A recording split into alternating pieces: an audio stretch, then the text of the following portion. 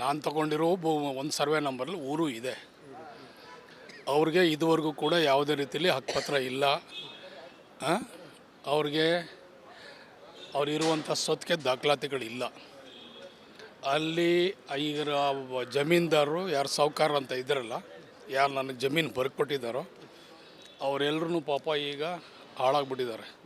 ಕೆಲವರು ತೀರೋಗ್ಬಿಟ್ಟಿದ್ದಾರೆ, ಕೆಲವರೆಲ್ಲ ಬೇರೆ ಬೇರೆ ಆಗಿ ಎಲ್ಲ ಬೆಂಗಳೂರಲ್ಲಿ, ಹಾಸನದಲ್ಲಿ, ಬೇರೆ ಬೇರೆ ಎಲ್ಲೆಲ್ಲೂ ಹೊಟ್ಟೋಗವ್ರೆ.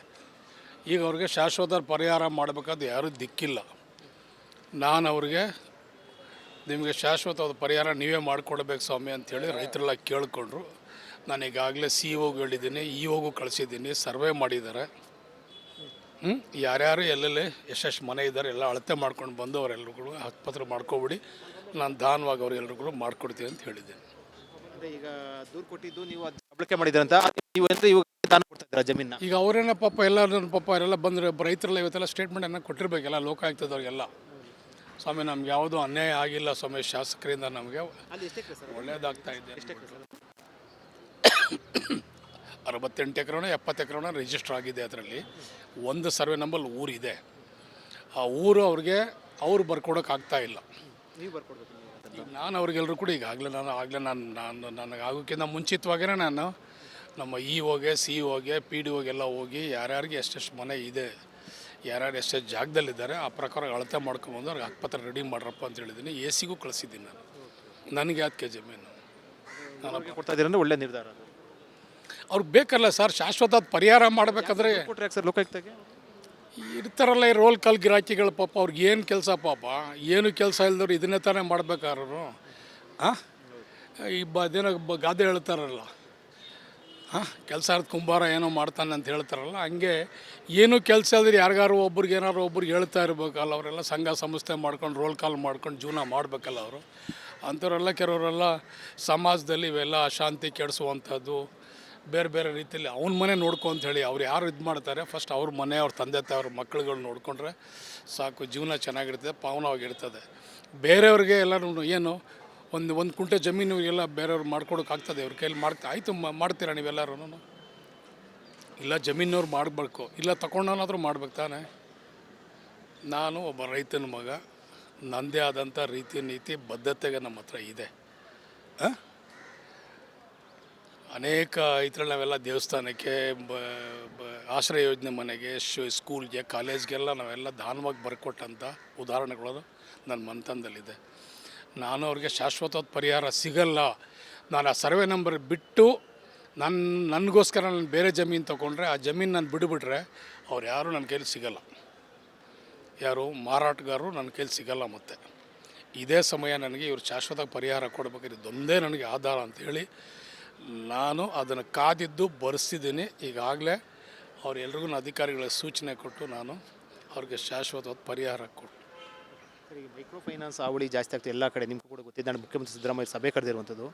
ನಿಮ್ಮ ಪಕ್ಕದ ತಾಲೂಕಲ್ಲೂ ಕೂಡ ಇಬ್ಬರು ಆತ್ಮಹತ್ಯೆ ಮಾಡಿದ್ರೆ, ಚನ್ನಪಟ್ಟಣದಲ್ಲಿ ಕೂಡ. ನನ್ನ ಕ್ಷೇತ್ರದಲ್ಲೇ ರಾಮನಗರ ಪಕ್ಕದಲ್ಲೇ ತಿಮ್ಮಯ್ಯನ ದೊಡ್ಡಿ ಅಂತ ಇದೆ, ಅಲ್ಲೇ ಪಾಪ ಒಬ್ಬರು ತಾಯಿ ಒಬ್ಬಳು ಯಾರೋ ಒಬ್ಬರು ಸಾಲ ಮಾಡ್ಕೊಂಡು ಪಾಪ ಈಗಾಗಲೇ ತೀರೋಗಿದ್ದು. ನನಗೂ ಫೋನ್ಗಳು ಬರ್ತಾಯಿದೆ. ಆಯ್ತಪ್ಪ ಬರ್ತೀನಿ, ನಾನು ಸ್ವಲ್ಪ ಈ ಬೆಳಗಾವಿ ಅಧಿವೇಶನಕ್ಕೆ ಹಾಕ್ಬಿಟ್ಟಿರೋ ನೀವು ವೆನ್ಯೂ ಕೆಲಸಕ್ಕೆ ನಾನು ಅಲ್ಲಿದ್ದೆ. ನೋಡಿ, ಇದು ಭಾಳ ವಿಷಕಾರಿ. ಇದು ಪಾಪ ನಮ್ಮ ಜನ ಮುಗಿದ್ರು. ಎಲ್ಲಿ ಬಡ್ಡಿ ಹೋಗ್ತಾಯಿದೆ, ಯಾವ ರೀತಿಯ ಬಡ್ಡಿ ಅವರೆಲ್ಲರೂ ಕೂಡ ಕ್ಯಾಲ್ಕುಲೇಟ್ ಮಾಡಿ ಅವ್ರು ಮಾಡ್ತಾಯಿದ್ದಾರೆ ಅಂತ ಪಾಪ ಅವ್ರು ಮುಗ್ದಿದ್ದು ಗೊತ್ತಾಗಲ್ಲ. ಅದು ಲೆಕ್ಕ ಹಾಕೊಂಡು ನಿಮಗೆ 25-30% ಬಡ್ಡಿ ಆಗ್ಬಿಡುತ್ತೆ. ಅದು ನಾವೀಗಾಗಲೇ ಬಿ ಡಿ ಸಿ ಸಿ ಬ್ಯಾಂಕಲ್ಲಿ, ಬೇರೆ ಬ್ಯಾಂಕಲ್ಲೆಲ್ಲ ನಾವೆಲ್ಲರೂ ಕೂಡ ಝೀರೋ ಬಡ್ಡಿ ದರದಲ್ಲಿ ನಾವೆಲ್ಲರೂ ಕೂಡ ರೈತರಿಗೆ ಉದ್ಧಾರ ಆಗಲಿ, ಅವ್ರ ಕಾಲ ಮೇಲೆ ಅವರು ನಿಂತ್ಕೊಳ್ಳಿ ಅಂಥೇಳಿ ಎಲ್ರಿಗೂ ಸಾಲ ಕೊಡ್ತಾಯಿದ್ವಿ. ಬಟ್ ಇವರು ದೇವ್ರ ಹೆಸರಲ್ಲಿ ಬಂದು ಏನೋ ವಾರಕ್ಕೆ ರೊಟೇಷನ್ ಆಗ್ತದಲ್ಲ, ಏನೋ ನಮ್ಮ ಮಕ್ಕಳಿಗೆ ನಮ್ಮ ಮದುವೆ ಮುಂಜಿ ಏನೋ ಒಂದು ಉದ್ಧಾರ ಆಗ್ತೀವಂತ ಆಸೆಯಿಂದ ನಮ್ಮ ಹೆಣ್ಮಕ್ಳೆಲ್ಲ ಕೈ ಹಾಕ್ಬಿಟ್ಟಿದ್ದಾರೆ. ಅವ್ರಿಗೆ ಬಡ್ಡಿ ಲೆಕ್ಕ ಆಗ್ತಾಗ ಈಗ ಅವ್ರಿಗೆಲ್ಲ ಅರ್ಥ ಆಗ್ತಾಯಿದೆ, ನಮ್ಮ ದುಡ್ಡು ಎಲ್ಲೂ ಹೋಗ್ತಾಯಿದೆ, ನಾವೇನು ಮಾಡ್ಕೋತಾ ಇದ್ದೀವಿ ಅಂತ ಈಗ ಅರ್ಥ ಆಗ್ತಾಯಿದೆ ಅವ್ರಿಗೆಲ್ಲ. ಎಸ್.ಎಂ. ಕೃಷ್ಣ ಸಾಹೇಬ್ರಿದ್ದಾಗ ನಾವೆಲ್ಲರೂ ಕೂಡ ಸ್ತ್ರೀಶಕ್ತಿ ಸಂಘ ಎಲ್ಲ ಮಾಡಿದ್ವಿ. ಆವಾಗ ಬ್ಯಾಂಕಿಂದವ್ರು ಎಲ್ಲರೂ ಕೂಡ ನಾವು ಸಾಲ ಕೊಟ್ವಿ. ಇವ್ರು ಎಲ್ಲರೂ ಕೂಡ ಅಷ್ಟೋ ಇಷ್ಟೋ ಒಂದು ಹಸು ಕಟ್ಕೊಳ್ಳೋದು, ಒಂದು ಕುರಿ ಮೇಕೆ ಕಟ್ಕೊಳ್ಳೋದು, ಒಂದು ಮದುವೆ ಮಾಡೋದು, ಮಕ್ಕಳಿಗೆ ಶಾಲೆಗಳಿಗೆ ವಿದ್ಯಾಭ್ಯಾಸ ಕೊಡುವಂಥ ಎಲ್ಲ ಮಾಡ್ಕೊಂಡು ಬಂದರು.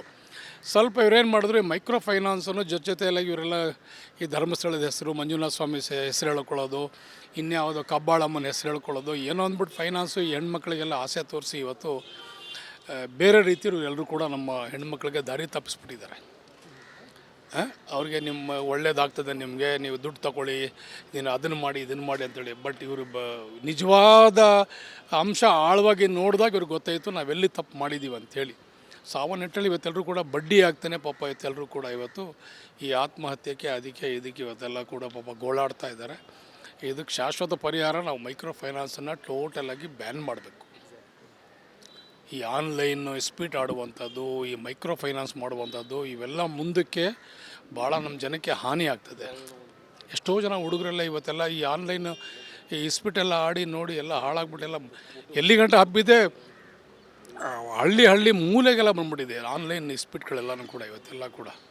ಸೊ ಅದು ಈ ಫೈನಾನ್ಸ್ ಎರಡೂ ಇವತ್ತು ವಿಷಕಾರಿ ಆಗಿಬಿಟ್ಟು ನಮಗೆಲ್ಲ ತೊಂದರೆ ಆಗ್ತಾಯಿದೆ. ನಾನು ಎಲ್ರಿಗೂ ಮನವಿ ಮಾಡಿದ್ದೀನಿ, ನನ್ನ ಕ್ಷೇತ್ರದ ಜನಕ್ಕೆ ನಾನು ಮೊದಲು ಮನವಿ ಮಾಡಿದ್ದೀನಿ, ಯಾರು ಇದು ಕೈ ಹಾಕ್ಬಿಡಿ ಅಂತ ನಾವು ಮನವಿ ಮಾಡಿ ಇದು ಮಾಡಿದ್ದೀವಿ. ಸರ್, ಈಗ ಮೈಕ್ರೋ ಫೈನಾನ್ಸ್ನ ಮೇಟೈಪ್ ಮಾಡಬೇಕಂತ ಏನಾದರೂ ಸರ್ಕಾರಕ್ಕೆ ನೀವು ಕೇಳ್ತಾ ಇದ್ರಿ ಸರ್? ಈಗ ನಿಮ್ಮದೇ ಸರ್ಕಾರ ಇರುವಂಥದ್ದು. ನಾನೊಬ್ಬ ಅಲ್ಲ, ನಾನು ಒಬ್ಬನ ಕೂಗು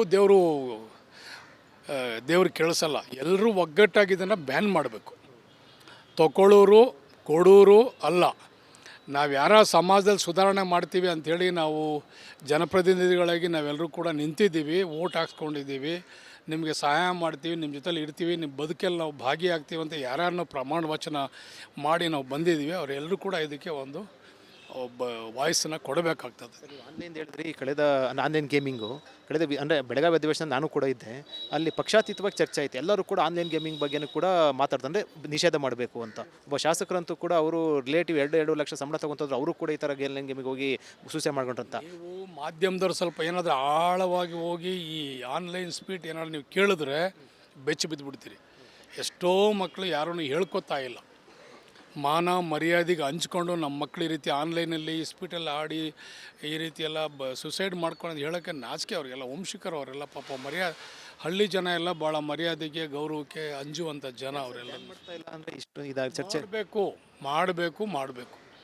ಒಂದು ಬರ್ತಾ ಇದೆ, ಕೆಲವರು ಬೇನಾಮಿಗಳು ಪೊಲಿಟಿಷಿಯನ್ಸ್ ಎಲ್ಲ ಇದ್ರ ಹಿಂದೆ ಇದೆ. ಸೊ ಅದಕ್ಕೆ ಇರಲಿ ಸರ್, ಯಾರಾರ ಇರಲಿ, ಈ ದೇಶದ ಪ್ರಧಾನಮಂತ್ರಿ ಆಗಿರಲಿ, ಈ ರಾಜ್ಯದ ಮುಖ್ಯಮಂತ್ರಿಗಳಾಗಿರಲಿ, ಎಷ್ಟೇ ಪ್ರಭಾವಿಗಳಾಗಿರಲಿ, ಇದರ ಹಿಂದೆ ಇದ್ದವ್ರು ಎಲ್ಲರೂ ಕೂಡ ವಿಷಕಾರಿಗಳು. ಇವರೆಲ್ಲರೂ ಯಾರೇ ಆಗಲಿ ಇದನ್ನು ಬ್ಯಾನ್ ಮಾಡಬೇಕು. ಇದನ್ನು ನೀವೇನಾದರೂ ವೈಯಕ್ತಿಕವಾಗಿ ಅಂದರೆ ಮುಖ್ಯಮಂತ್ರಿ ಭೇಟಿ ಮಾಡುವಂಥದ್ದು, ಗೃಹ ಸಚಿವನ ಅಥವಾ ಸರ್ಕಾರಕ್ಕೆ ಈಗಾಗಲೇ ಮನವಿ ಮಾಡಿದ್ದೀನಿ. ನಾನು ಮುಖ್ಯಮಂತ್ರಿಗಳಿಗೂ ಮನವಿ ಮಾಡಿದ್ದೀನಿ, ಗೃಹ ಮಂತ್ರಿಗಳಿಗೂ ಮನವಿ ಮಾಡಿದ್ದೀನಿ.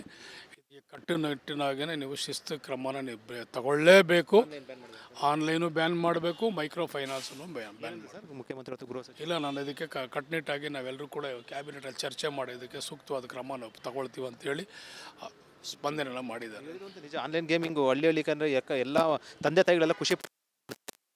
ನೀವೇನಾದರೂ ಮಾಧ್ಯಮದವರು ಸ್ವಲ್ಪ ಆಳವಾಗಿ ಹಳ್ಳಿ ಕಡೆ ಹೋಗಿ ಏನು ನಿಮ್ಮ ಮಕ್ಕಳು ಈ ರೀತಿ ಮಾಡ್ತಾ ಇದ್ದಾರೆ ಅಂತ ಕೇಳಿ ಗೊತ್ತಾಗ್ತದೆ ನಿಮಗೆ. ಸತ್ಯಾಂಶ, ನಿಜಾಂಶ, ನಿಜ ಜೀವನ ಎಲ್ಲ ಗೊತ್ತಾಗ್ತದೆ. ಅಂದರೆ ರಾಜಕೀಯವಾಗಿ ನಿಮ್ಮ ನಾಯಕರು ಏನಾದರೂ CM ಆಗ್ತಾರಾ? DK ಶಿವಕುಮಾರ್ ಅವರು ಎಲ್ಲರದಕ್ಕೂ ಕೂಡು ಬರಬೇಕು ಅಲ್ವಾ?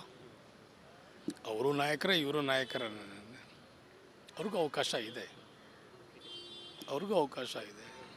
ಹೇಳ್ತಾ ಇದ್ರು ಅಂದರೆ ನೆಕ್ಸ್ಟು 2 ವರ್ಷ ನಂತರ ಒಂದು ರೀತಿಯಲ್ಲಿ ಆಗ್ತಾರೆ ಅನ್ನೋದು. ಒಂದಷ್ಟು MLA ಕೂಡ ತೀರ್ಮಾನ ಮಾಡ್ತಾರೆ. ಅದೆಲ್ಲ ಹೈಕಮಾಂಡ್ ತೀರ್ಮಾನ ಮಾಡ್ತಾರೆ. ನಾವೆಲ್ಲರೂ ದಾರಿಯಲ್ಲೆಲ್ಲ ಮಾತಾಡೋದು ಸೂಕ್ತ ಅಲ್ಲ. ನಮ್ಮ ಕಾಂಗ್ರೆಸ್ ಪಕ್ಷ ಒಂದು ಶಿಸ್ತಿಗೆ ಹೆಸರಾದಂಥ ಪಕ್ಷ, ಹೈಕಮಾಂಡ್ ಅಂತ ಇದೆ. ನಾವೆಲ್ಲರೂ ಅದಕ್ಕೆ ಬದ್ಧವಾಗಿ ಇರಬೇಕಾಗ್ತದೆ. ಸೊ ಸಮಯ ಬಂದಾಗ ಎಲ್ಲ ಕೆಲಸ ಆಗುತ್ತೆ. ವೈಯಕ್ತಿಕವಾಗಿ ಏನು ಸರ್, ವೈಯಕ್ತಿಕವಾಗಿ ಅಂದರೆ ನಿಮ್ಗೆ ಅನಿಸುತ್ತೆ ಅವ್ರು CM ಆಗಬೇಕು ಅಂತ ಅನಿಸುತ್ತೆ, ನೋಡ್ಬೇಕಂತ ಅನ್ಸುತ್ತೆ? ಹೇಳಿದ್ನಲ್ಲ, ಅವ್ರಿಗೂ ಅವಕಾಶ ಆಯಿತು, ಇವ್ರಿಗೂ ಅವಕಾಶ ಬೇಕಾಗ್ತದೆ ಅಲ್ವಾ? ಯಾರ್ಯಾರು ಇದಕ್ಕೆಲ್ಲ ಹೋರಾಟ ಮಾಡಿ ಪಕ್ಷ ಸಂಘಟನೆ ಮಾಡಿ